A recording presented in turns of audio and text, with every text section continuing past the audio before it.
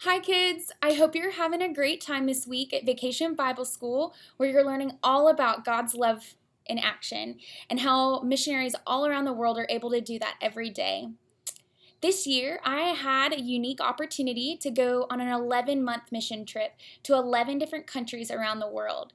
So today, I want to share a short story with you from one of my favorite countries in my entire trip, the country of Swaziland.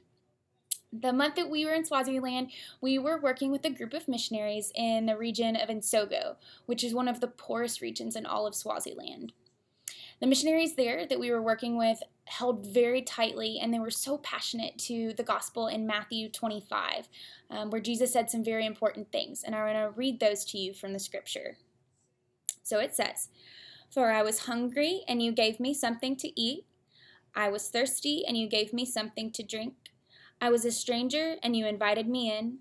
I needed clothes, and you clothed me. I was sick, and you looked after me. I was in prison, and you came to visit me.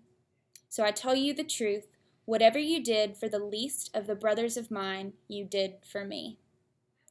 So one of the many ways that the missionaries that we were working with in Swaziland lived out these commands was through a feeding program where they also taught people how to garden. So every day there were hundreds and hundreds of children and families who were coming by to get a meal, and they were also learning new ways to garden so that they could provide for themselves in the future.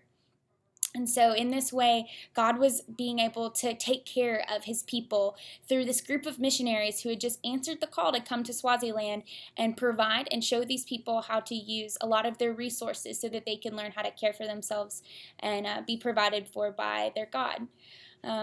But one of the days that we were there at the ministry, it was quite unlike a lot of the rest of the days. So it started out just like a normal day. All the kids were out there early in the morning playing on the playground before preschool started, when all of a sudden we heard this really harsh, blood-curdling scream coming from the playground. We look over and we see this young boy, Mbogeni, one of the cutest kids there, and he was lying on the ground and his leg looked really injured. And we'd actually just found out that he had jumped off of the top of the slide and he landed on his leg and it was broken. But at the time, we didn't know that.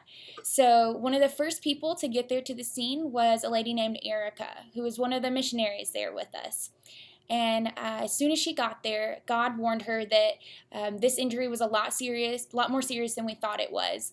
And so she decided that he needed to go to the hospital right away.